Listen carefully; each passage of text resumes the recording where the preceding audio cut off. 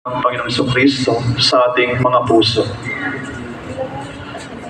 Kung tayo ay magrereklamo, magbibigay tayo ng excuse, paano yan, Father? Marumi pa ang aking puso, hindi pa ako handa. Puno pa ako ng kasalanan. Napakadumi pa ng pag-iisip. Isa pong santa, si Dorothy Day, sa mga nagbigay ng comment tungkol dito, na we have to remember ng ating Panginoong Jesucristo in history, nung una ay hindi siya isinilang sa magandang kama, sa magandang tahanan. Siya ay isinilang sa sabsaban kung saan madumi din ang kapaligiran.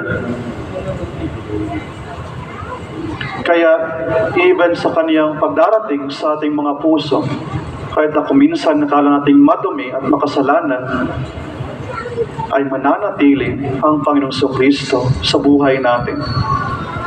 Kinakailangan natin na tayo ay maging bukas loob, magpakumbaba, magsisi, at tanggapin siya sa buhay natin. So hindi na natin kailangang antayin pa yung parousia, dahil hindi natin alam kung kailan at kung papaano darating ang Panginoong Jesucristo.